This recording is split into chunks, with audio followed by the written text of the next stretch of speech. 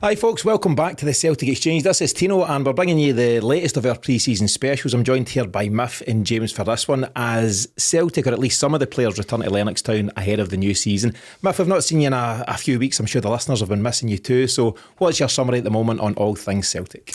Hello Tino, hello James, hello listeners, lovely to be back. There's not really too much to say. We were just speaking to James there before we come on. I think I'm quite heartened by the fact that there is some chat about exits, because there has to be. The squad is too bloated. We just need quality.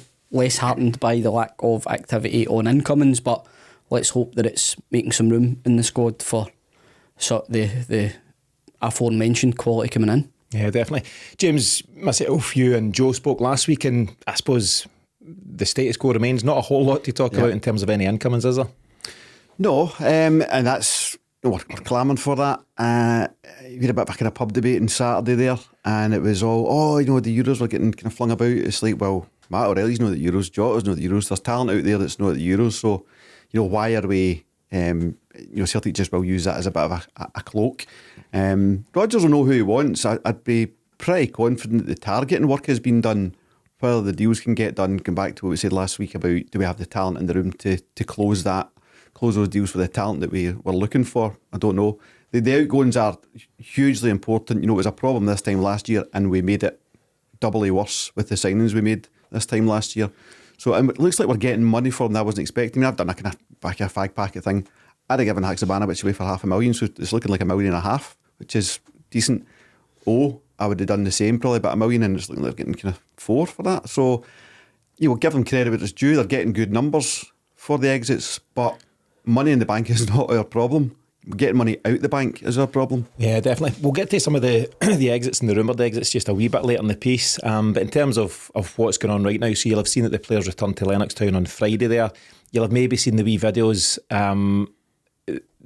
Certainly no new faces and a lot of players missing. The Euro participants, the Alistair Johnsons, the CCVs. There was a piece by John Kennedy. Did you catch John talking? I mean, it was just I'm a big fan of John Kennedy. He's a lovely man and all that stuff, but it was a big bag of nonsense. Nothing in there at all. 7 minutes of nothing, and I listened to all 7. You've got to do these things, but there's it's just a fluffy piece. It's good for Celtic TV, and I made the best guess last week that we're going to see one of those in the coming days by Brendan Rodgers, who'll be saying the same things. Great to get the players back. They're looking refreshed, energised, blah blah blah. Nobody wants to hear that, with all due respect. You want to hear about what the serious plans are and who's coming in. And at the moment, Miff, there's no immediate signs of any incomings. No, it's been very quiet, and I think this is the part of the season we all like to be quite excited by this. I can just remember how excitable we used to were this time last year. What was the chat? We're going to break the transfer record twice. We did some contract renewals to start, which really get your gander up, if I recall rightly. Mm-hmm. Getting the base foundation sorted, and then and that never came to anything. So I'm a wee bit more guarded this year, and I do think the Euros, I think it's partly a genuine excuse because everybody's attention's turned elsewhere. Whether that be people behind the scenes, agents and things like that as well. Everybody will be doing their own bit of scouting at the Euros. Copa America's on as well. But I think we as a group of fans would have hoped for a wee bit more news coming out. And again, I think the thing for me is it's still fairly fixed from last year as to where we need the support. So you would assume targets have already been identified and sounded out. Now, on the grapevine, I've heard as little as 2, as many as 4. Albeit the number 4 was only told to me by James. About 2 months ago. But I'd heard that 2 signings were done, just hadn't been announced. I don't know if it's a timing thing. There's also I know Big Pistol Pete likes his propaganda war with the other side of Glasgow, although that's not much of a fight at the minute. So as far as all that goes, I don't know. Sometimes I would like just to hear a wee couple of tidy rumours. I'd heard Croatian goalkeeper was one. There was a bit of chat, I think Anthony Joseph put on about Luke McCowan as well for Dundee as well. But other than that, I've not really seen too much. Was it the guy for Coventry, Callum O'Hare? I'd heard him. No, him. I heard Dubravka. See, he played last night for Slovakia against England. Decent goalkeeper. He's 35 though, and I know Joe Hart was 34 when he signed, but Do we want to go down that route, or do we want to get a 29, 30-year-old goalkeeper? I think it's both. You know, Yep. if the talk is Begovic and, you know, another goalie, then Begovic is your number 2 and your younger goalie is your number 1. But Dubravka, I imagine, is wanting to come in as a number 1. I'd say so. You know, At that age. So then, are you going to sign someone who's not quite there yet, but can learn under Dubravka? It's a bit gambly. I think we also need to pay due respect to the Baniac as well. He's there and he's always there. He's still there. He was in the video for pre-season training. Exactly, he was there. He was first at the door. So he didn't miss He that. didn't take He's a break. missed it, I know, He he's didn't missed take it. a break in case they He's changed the missed it. passcode. There's also a wee bit of confusion as to when the transfer window officially opened. Today's the 1st of July, Monday 1st of July, but it opened for clubs in Scotland on the 14th of June, so we're a couple of weeks into that and then some. It's just that we've done nothing about it. You could easily be confused. James, we done the kind of countdown last week in terms of it was at that time 40 days to the kick-off of the new season. Is it too soon to be panicking, too soon to be too concerned? I would recommend getting your panic in early and avoid the rush. It's not panicky time. It's just, again, this came up in our chat on Saturday. It's like, do you remember that, those sunny days under Ange when they did early business? And it only really happened twice. It happened in the summer because they had guns to their head, and it happened in January because Ange was on the ball. Part of that didn't really happen, but you remember having stuff, how you felt as a Celtic fan when you had stuff sorted and you had players to look forward to and all that. It was the first and only time it had ever happened in my Celtic kind of lifetime. And it was nice, and I'd like to have it again, please. I remember we signed 3 guys in the January window in December. I know. Which was nice, and that was that Hatati, Maeda, O'Reilly. and the other lad, Ideguchi. But yeah, it obviously kind of, as you say, very different times from then. We spent a bit of time talking last week about the fact that, as far as we know, there's no head of recruitment at Celtic at this time. What all of this chat does is it kind of leans us back towards what was one of the hottest topics for us here in the Celtic Exchange last season. So regular listeners will be well aware that James was making noises from a pretty early stage, kind of February-ish, that if things didn't change at Celtic, notably in terms of the behind-the-scenes stuff and the structure, that you were out, and by that you meant you weren't going to renew your season ticket. We've not said much on it in the last few weeks, but as anyone will know, the season ticket renewals are done and dusted. So the question is, did you or did you not renew your season ticket? Did I chat it? Correct. No, I didn't do that, and I didn't renew it. No. You didn't renew? No. I suppose my stance at the time, and it was nothing to do with whether or not Celtic managed to win the league, and the league was the main thing. The cup was brilliant to get, obviously, but the league was so essential with this Champions League format and the money that comes with that. It's so bizarre that such a conservative entity that is Celtic PLC takes such risks with the season, with the football side of things. I thought that Celtic were phenomenal players, and Rodgers, all the coaching team, to really just take that pressure and use it to drive them home for the season. I thought that was just outstanding. But it's football. That could have gone a different way. Some players maybe might not have responded to that the right way, to respond to the way that almost every single player at Ibrox did, which was just to utterly collapse, including the manager, a shambles. So their collapse and our steely nerve is what got us over the line. That could have gone completely another way because of the way the board had behaved in January. So my point was, or my stance was, with that behaviour and being the second of 2 shocking transfer windows and a couple of bad ones before, that we needed better structure in the business, and we needed the recruitment team to be overhauled. I didn't want it to be directed at Mark Law because he was given a shannery a brief, but he was out quite early doors, and you were looking to see what modern structure Celtic would put in place, which Rodgers told them they needed first time around when he left. Rat. So that's they've known about this a long time, and they're not responding. And so aside from they didn't do anything on that, they didn't communicate with us at all. For all we know, Mark Law might still be there serving his gardening leave. There's nothing at all. Obviously, Rodgers and the rump of the recruitment team that's still there will have been working together to identify players, but on a fairly amateur ad hoc basis, rather than possibly even some kind of director of football role that can just modernise the club. I think the club just needs to grow up. So with all that in mind, I said if they didn't make structural change, then I wouldn't be renewing. I could have copped out and said, "Oh, Matt Law's away. That's structural change." It wasn't for me. So there was nothing. I was, laughing at yourselves. We signed a youth coach, and I'm like, "Is that structural change?" And it was not. So no, that's just the way it was. And I couldn't, go through another transfer window. You could be sitting here on 1st of September, and you could have made it a treble of shocking transfer windows. And if I'd renewed, I'd have been disgusted with myself. So I just couldn't put myself in that position. And that's all really valid. And you've made the point that your decision was not based on success on the pitch. It'd have been easy to watch Celtic win a double in glorious fashion and say, "I'm back, lads. I'm going to sign on." I enjoyed every minute of it, and I want to do it again. But you've made that call, and that's got to be admired. There's a few small things to pick up on. You mentioned when Mark Lawwell, the confirmation was made that he'd be moving on. And in the statement, I think there's another guy, Joe Dudgeon, that had also moved on, part of the coaching team. And at no point within that did they say, "And we will be looking to replace this appointment in the coming days, weeks, months." And there was nothing that followed. So since then, it's radio silence. And that's one of many examples of the poor communication that comes out. And you can take your pick of those things across the season. I suppose in short then, and the way things work at Celtic, there's now a lengthy season ticket queue. So you're out for a time as it happens. I'm sure you'll pick up individual match tickets from time to time, and hopefully that can be the case. But in short, what would you like to see happen to the club, or what would you like to hear from the club that would encourage you that there's solid plans in place for the short, medium and long term ahead?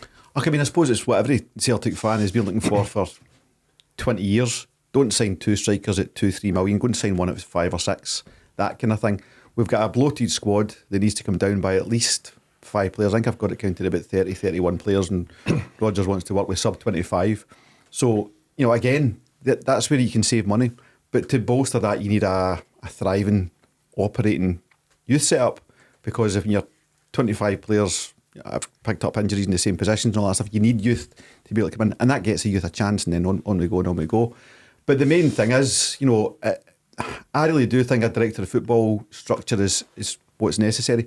Bear in mind that we could be looking at in a year's time, Rodgers been on his last season. I don't think he'll stay past the 3 years. I think he's got other things to do in his career, and he said he'll be here for the 3 years, and that's that. But in a year's time, we're looking at, right, that's him kind of on his notice for a year. Are we any further down the line in what it's going to look like when he goes, or is it just rip it up and start again? Like it was when Ange left, and the shock, and as it was when Rodgers left, and the shock. It's like, do you want to learn your lessons? Do you want to put a structure in place that can look after us for years to come? So it's director of football, head of recruitment, but a modernised recruitment team that can actually deliver results instead of just waiting for agents to offer you players and scattergun approach. What you said there about, ripping it all up again every time we get a new manager, and that is one of my biggest concerns, because Celtic tend to operate in kind of cycles, and whether it's kind of 3-year cycles or whatever it might be, you get to a point where everything's cooking with gas, and then a manager leaves because that's football and that's how it works. And then you're back to square one again, and you're scrambling about, and you're gambling with league titles and Champions League money and everything that comes with that. Just last question before I come to Miff for his thoughts on it. How do you feel, or how would you feel if in the coming days, as I say, it's 1st of July, we smash the transfer record a couple of times? Is that deemed good enough, or is that a different argument for you? Is that not quite structural change? Is that incidental? If you smash the transfer record and signed Real Madrid's director of football, then aye, maybe. But it's not the players. And by the way, scrambling about for an email for the ticket office. And by the way, I'm pretty confident it's not going to happen in terms of breaking that. Abbott's the mug. They said that last year we're going to break the transfer record twice, no less. So I think you described all of this, James, as your kind of pebble in the ocean protest, something like that. Was that a term you used? No. So somebody used it. It wasn't me. I didn't make that up. But I suppose on that. As in, it's not going to have any financial impact on. So was it you? Pebble in the ocean. I don't know if I've used those words together now. I've just made that up. But that's the thing. So you don't feel, listen, it won't have any impact. Your seat's gone and someone else will win that. Yeah. That's just the way it goes. I look forward to meeting them this season, whoever he or she may be. But ultimately, you just think Celtic will just it's your say, job to intimidate them all season. Yeah. Get it back next year. But the case will be, listen, there's somebody else who will come and pay that money, and that's just the way it goes. And your protest is important to you. You've made that point, and you've got your own strong reasons for doing so. But it won't impact Celtic, and that's maybe the annoying thing. I suppose we know through some people we talk to that Celtic have heard, just maybe they've caught bits of the podcast and stuff like that, they have heard that people are, including myself, not renewing or weren't renewing. So the fact that it actually got heard was kind of enough for me. That becomes well, is it anything to worry about financially? No, but is it sentiment that could grow if we don't get our finger out? Yeah. So, you're welcome, Celtic fans. I've fixed it for you. Yeah, thank you, James. Miff, a martyr. What do you make of it? He's a great guy. Great guy. I think I agree with the point you're making, Tino, that is no ball gesture as it is somebody's there waiting to take your place, and that that's the nature of the beast at the minute. What I will say is this: I think it's an extreme example of probably how many Celtic fans are feeling. There will always be those maybe 20-30% who just absolutely see it from the club's point of view and will think, it's it's tantamount to treason that you would. I got that on Saturday, Tommy. He's like, how can you give up your ticket? And that's fair enough.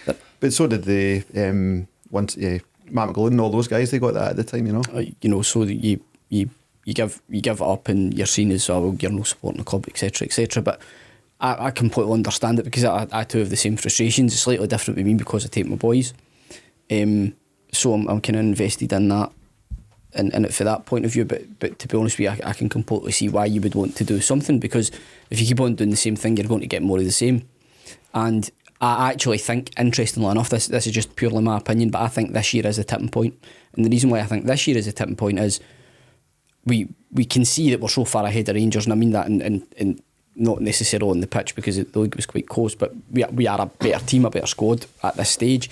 But off the field, clearly, given recent events, we're obviously in a different stratosphere, I would suggest. So now that we have managed to somehow qualify for that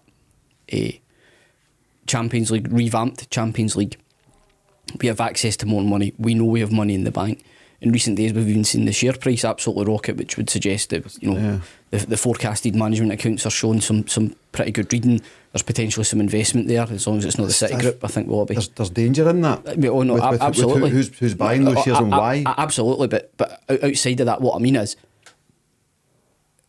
even more than, last year the argument was you want to make the revamped Champions League, right? We don't even have that jeopardy. We're in it. Mm-hmm. You don't need to worry about it. You're in it. You don't need to qualify for it. You're in it. So if we don't do what needs done this summer, more people will do what James has done. I don't have any doubt about that whatsoever. I'm not saying it's going to be back to, the Ronnie Dyla days of the big cover over the top tier or anything like that. But I think what you will start to see is, if we don't look to progress, if we don't look to push on as a club, what we don't want to do is go back to what we did when Rangers went bust. We don't want to go back to just doing enough to be at the top of the tree. To beat Aberdeen. To beat Hearts, or Rangers if they manage to come out the sort of cycle or spiral that they're in at the moment. We need to show that we are a progressive club with plans to just kind of kick on and look after our own business to appease the fans that come to the stadium. If that's not happening, what the fans have shown is unmitigated success on the pitch won't lead to the stadium always being full. Mm-hmm. And there has to be a balance to that. And I think it does come down to the most galling part of it is communication, because there's none. We're not being told what the plan is. And the reason we're not being told what the plan is, and James has mentioned this previously, is they don't want to make a target for their own back. They don't want to say, right, we want to make the knockout stages at Champions League format within the next 5 years. That's the goal, and we're going to bring in coaches and players that are going to take us to that goal, and we're going to invest heavily in it. Then that's everybody's like, right, brilliant, we're waiting on it.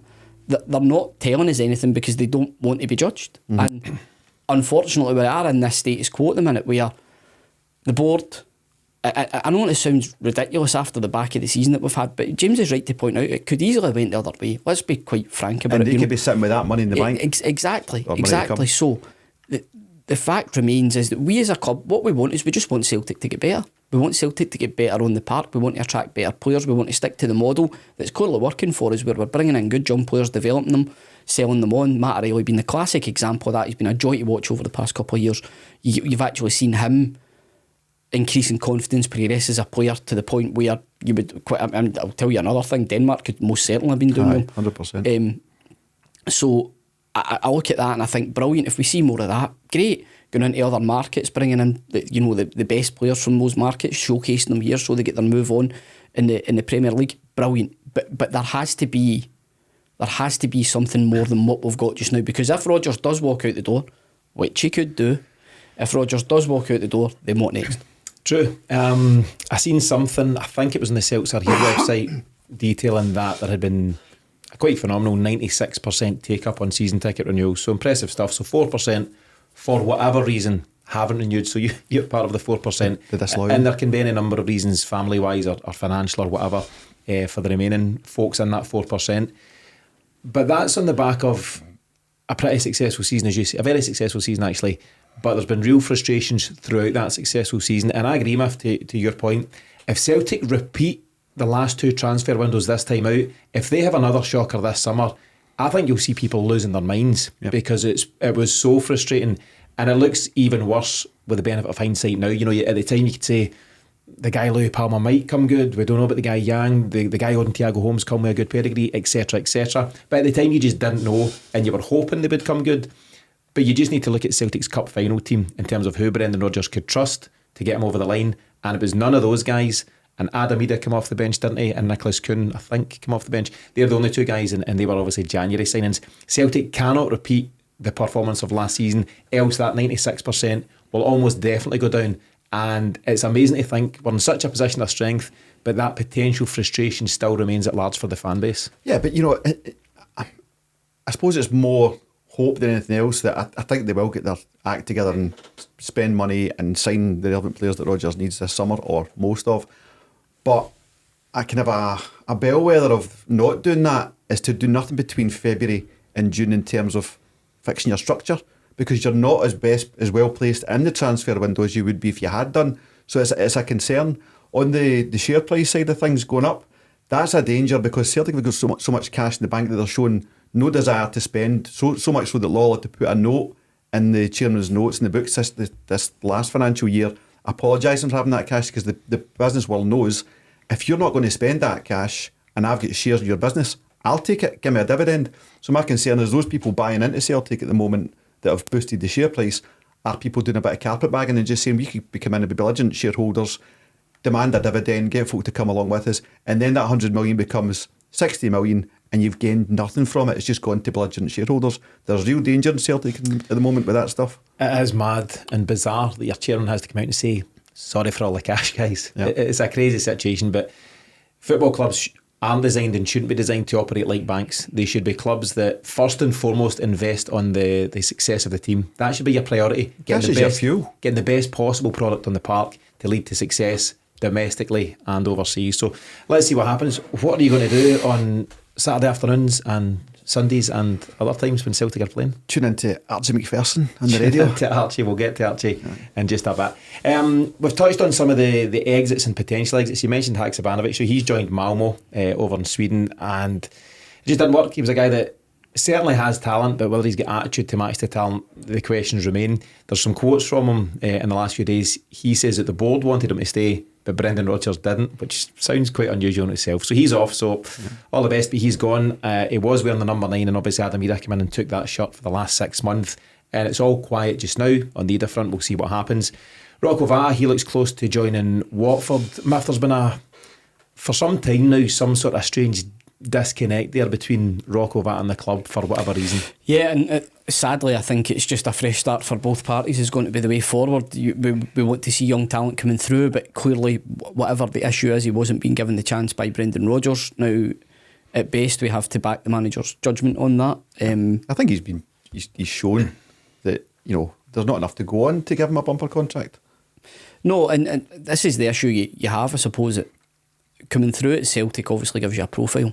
So because of the level that we operate at and the lack of revenue we have in our own league, you can showcase a minuscule amount of your talents at Celtic, or have a minuscule amount of opportunity, should I say, and yet go and land yourself a massive contract with a championship club down south on the basis that you've came through the product line or the production line. At Celtic, that's what we're up against. Now, because of the pressure that exists, and again, we'll go with 100% strike rate, mentioning Mikey Johnson in podcast. Mikey Johnson is a classic example of somebody who's flourished at that level, who just couldn't quite consistently produce. The pressure at Celtic is a really pressurised environment, and it really does detract from his developing youth. It's because you don't really get a lot of downtime to go and play these guys, because you're expected to go and win a treble and qualify for the next stages of the Champions League. So what games do you fit these guys in to give them minutes? Because the manager's really, the manager has to see how a player can play in 5-6 games in a row when the pressure's on, and you need to rely, especially the position that Rocco Vata plays, he has to produce. So it has to be assists, it has to be goals, it has to be moments where he can show he can go by a man or whatever. That will involve risk and losing the ball.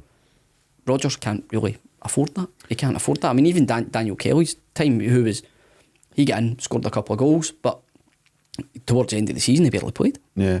Do you think, Scottish football, and it's relevant to the Scotland national squad as well, could do something like, fairly radical thinking for them, make the League Cup nobody over 23 or 3 players over age 23 or something, to really drive youth to, because then it answers your question, when do you play those players? The teams outside of Celtic and Rangers will probably just laugh at that though, because they're doing it anyway. They're operating with squads of 18, and but at levels, they're needing to regenerate every season. No, I mean from a Celtic, probably Rangers as well, because they're in the same camp. In terms of youth production, how many players are you seeing coming through at Celtic? Very few. If Vata goes away, is he going to go away and do any better than he would have done at Celtic? Karamoko Dembele was really well touted. He's now playing with Blackpool. Tino, he's without a club. Tino hates the fact that so many ex-players play with Ross County, or ex-youth players play with Ross County. So you're spending millions every year to create players. Where are these players playing at a really, really high level? They just don't really seem to exist. Someone replied to our comments and said that I think it's Brentford have done away with their youth setup altogether. Now I understand they work in just a different Champions League. There's different monies that come in and what have you, but the spend they were putting out into their academy just wasn't justifying itself. And you could debate whether Celtic spend, I don't know what they spend annually on Lennoxtown. I dare say it's in the account somewhere. We're not allowed to be in the Champions League, but aren't the Champions League.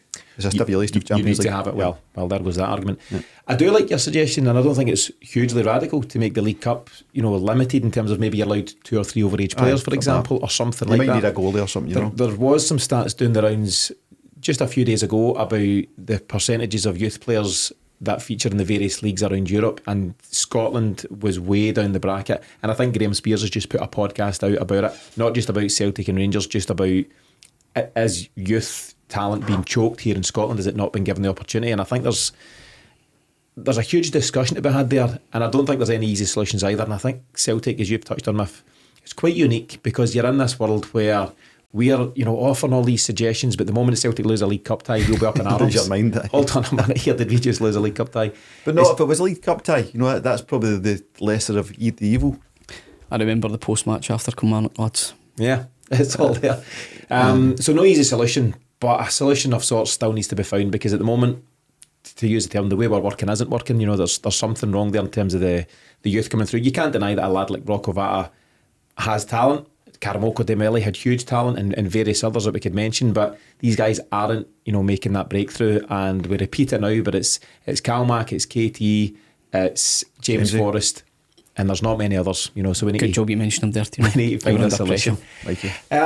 James mentioned Archie McPherson, and obviously it's topical. We had Archie in the studio in that very seat, Miff, just last week, and he was brilliant. This is a guy who's in his late 80s at this moment in time and spent over 60 years. He has spent over 60 years commentating on Scottish football, starting I think in 1962. So he's been in the game, for a long, long time. We've split the recording into 3 different episodes because he's got so many stories to tell, and Archie McPherson's a guy who's been there, done that in terms of all the big events in Scottish football. So the first part, which we put out on Friday, it was based on Archie's book. He's got a book out called More Than a Game, and it's a really, really good read, based on his experiences of living with the Celtic Rangers rivalry. Have you got that one so far? What's your thoughts on that episode? Every minute, just a brilliant listen, because it's taking you all the way through, way before my Celtic living, but from the moment I started going to the current day, he's got a story for everything. He's got another new book coming out in September or August he was talking about, and I'll not give it away, but when he told the title of it, I just went, just spot on, It's He's a really engaging, entertaining speaker. Very, very generous with both his knowledge and his time. Covers everything, and it gets you to think about the rivalry that we have with the new Rangers. Right? Happy with that? I'm just Yeah, and rivalry is a great thing in football. And for me, Archie McPherson has to be separated from those who are into a more bitter version of Rangers that comes with associated cultural benefits or detractions, depending how you look at it, kind of thing. I'm completely lost. He might come from a Rangers background, but he's not a bitter man. He's absolutely not. You'll catch this in the recording. You'll certainly catch it if you read his book. He is completely against bigotry in all forms, as you would expect, but it's something that has frustrated Archie in 60 plus years of covering the game. He's absolutely fair-minded. He spoke out very, very strongly against the BBC and their own sectarian employment practices, which, apparently didn't ever exist because nobody ever talks about it. And he put himself at risk to do so. But he stood for what he believed in. Absolutely. So that was part one, covering his life, working on and attending Celtic Rangers games. Part 2 and 3 are going to be real interesting. And actually, if I'm being really honest, part 1 I think is a decent recording. I think 2 and 3 are really special. I really do. And part 2 is all about Lisbon. So Archie's one of, I suppose, relatively few people still living who was in Lisbon. You need to look at that being however many years ago now, and there's not that many folks who are able to tell the tale. Archie tells a really good story about just how close he was to Billy McNeill when he lifts the trophy, which in itself is pretty special. He was also tasked with going and getting an interview immediately after the final whistle with Jock Stein, and in his haste to do so, he rips Jock Stein's shirt, which isn't an advisable thing to do at any time, I would suggest.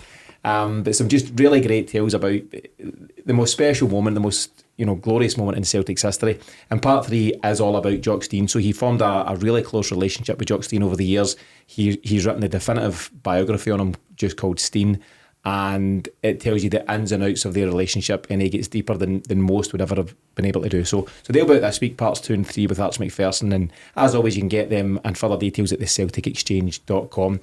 Before we continue, there was some sad news that came out of Celtic over the last couple of weeks.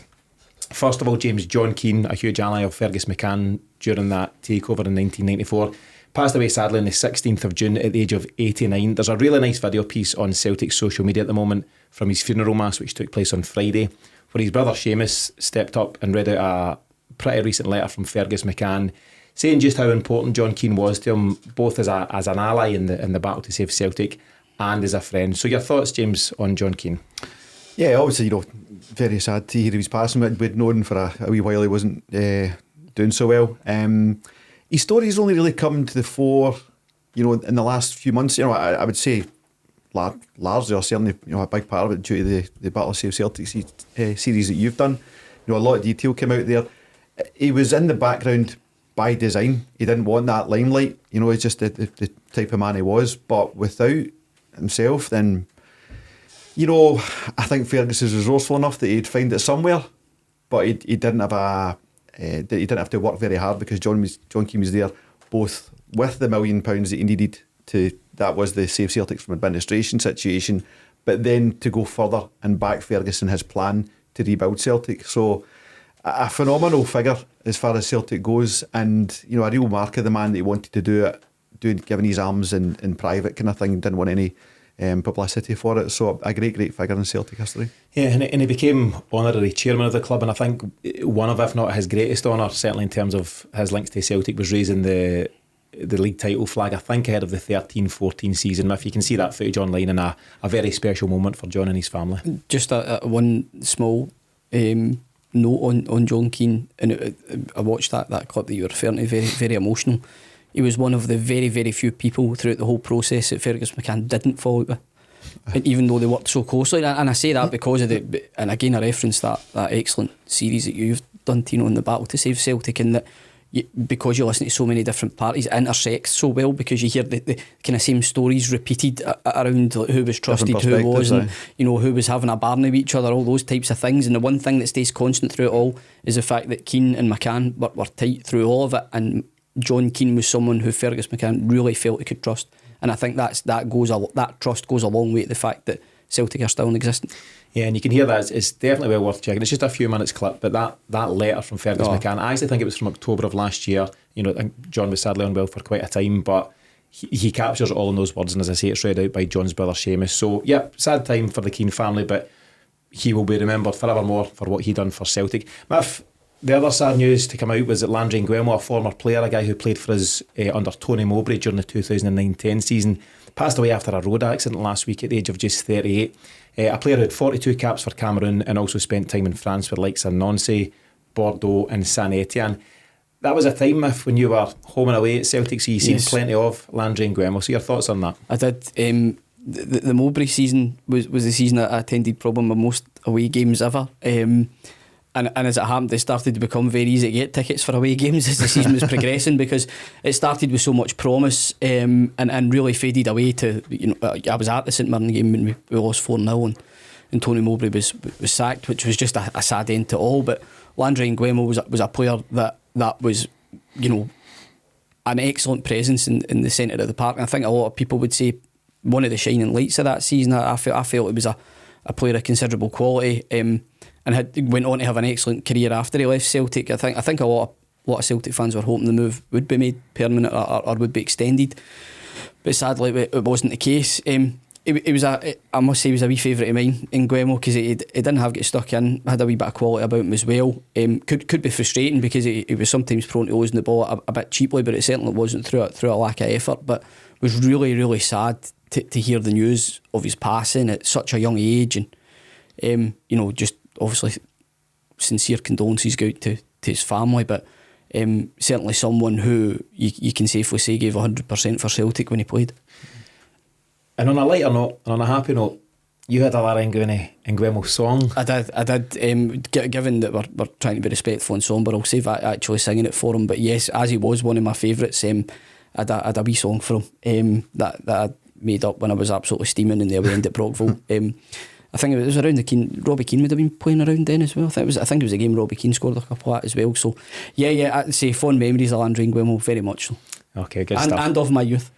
Very much so. But yeah, sad times, in terms of John Keane and Landry Nguemo, and thoughts there with all concerned.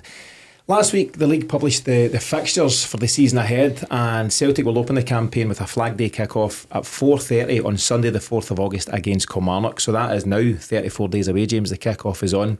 The 4 fixtures after that, just to give you an idea of the early games Celtic have got to contend with. So Sunday 11th of August, we play Hibs away.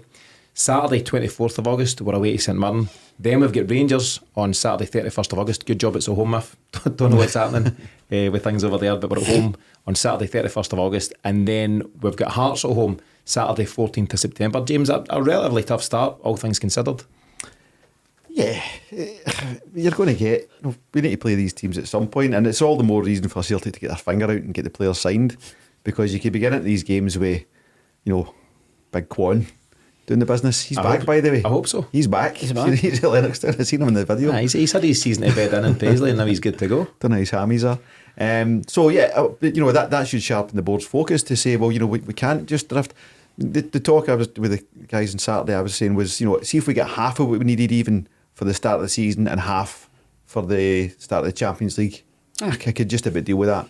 But there's work to be done. So I really don't care about the fixtures, because I just want the football back. All right. That doesn't do this section any favours, Miff. I don't care your fixtures. Miff will get into it. Miff, James not too fussed one way or another about the fixtures. But what do you make of the opening 5 games? Tough enough, I'd suggest.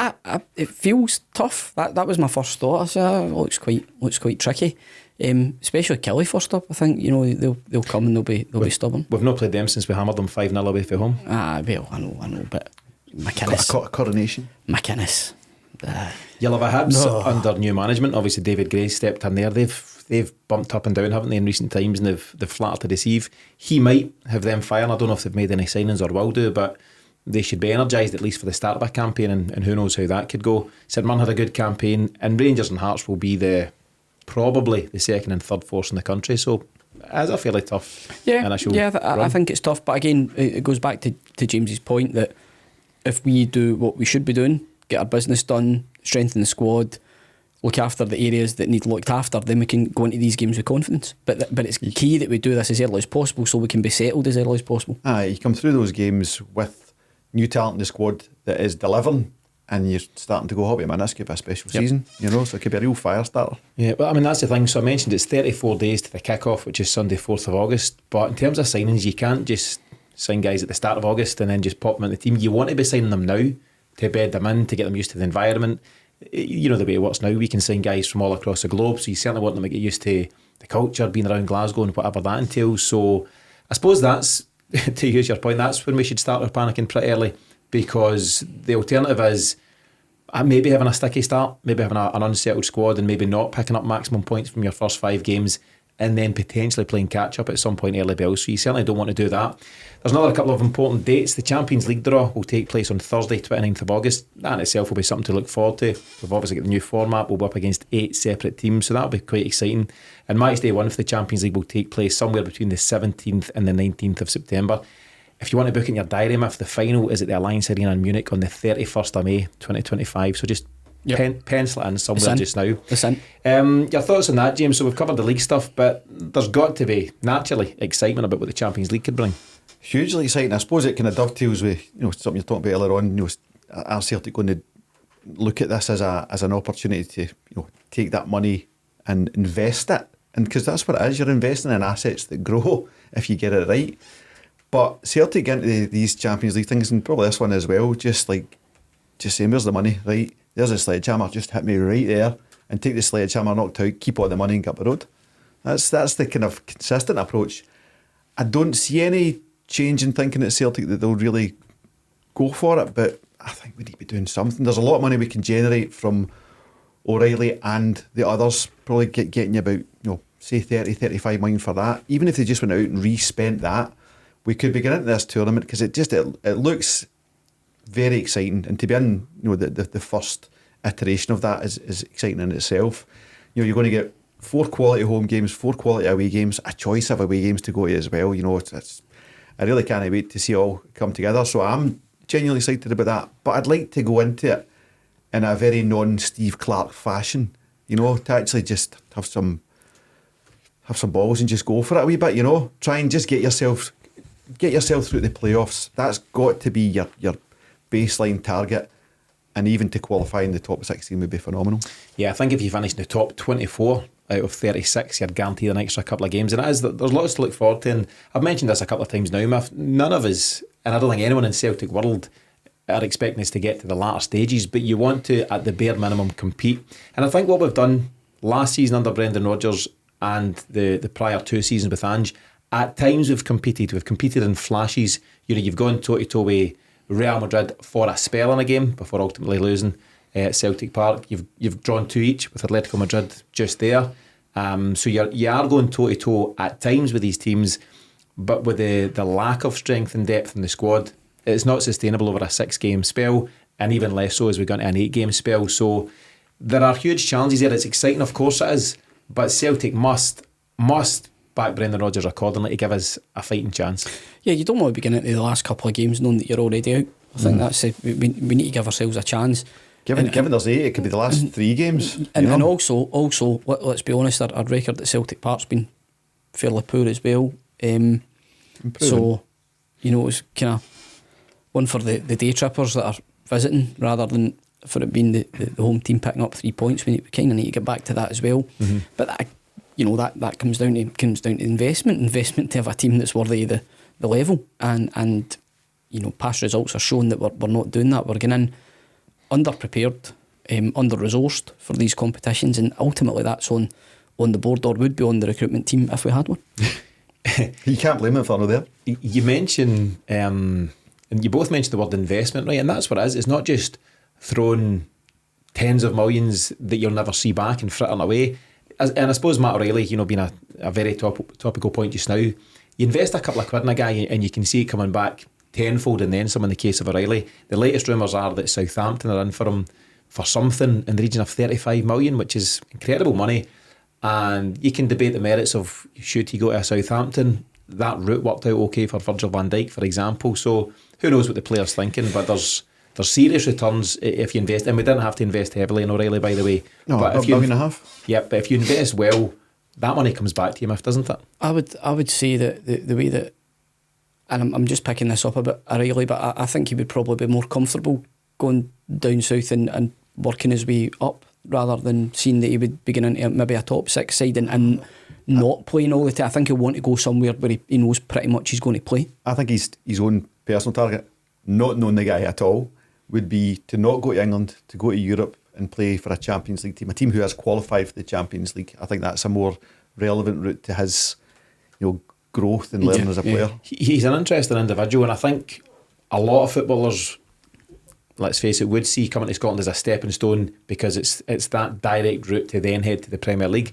I think Matt Riley's cultured enough to say, I'm happy to go to Spain or an Italy or whatever, and he will have options. I think it's going to be really exciting. There is the mystery option that he does remain at Celtic, but I think most would accept that he will move on, and it'll be interesting to see where he goes. There does seem to be some sustained chat about him staying to January. That Get him out. That doesn't really go away. Get him out, Sean. Just get it and done with. It makes my spreadsheet work. Right, okay. And that's the main thing, Yes. as we all know. Yes. He's one of several players that haven't yet returned to Lennoxtown. He obviously wasn't part of the Denmark squad, quite notably. He didn't get taken on there, and I think he's in India just now, somebody was saying. Don't know if that's through Instagram or whatever, but he's got an extended break. The club are obviously playing ball with him, and as I say, it very much remains to be seen where he ends up. But just as we start to round things off, I suppose just to bounce any general chat to you about the Euros. Obviously we covered last week's disappointment of Scotland between myself, James and Joe. Anything of note Celtic related in terms of the Euros? There was a mention, Tommy Conway, who was part of the squad for Scotland. Is he Bristol? That's your team, innit? Bristol City. Were you got to say Bristol Rovers? I was. Have you seen or heard much about he has been rumoured to be a target for Celtic? Yeah, mobile, can scored 10 goals last season for City. Decent. I think because he's young as well, I think he could come and develop. Somebody we could, if you look at the model, he's certainly somebody that would fit that. Mm-hmm. Yeah, he could come and play a part. I think he's tight. I watched him in the friendly he played for Scotland at Hampden before they took off. I think he's got something to offer, and given the age he can play for the under-21s. I presume he's about 21. I think he's 21, 22.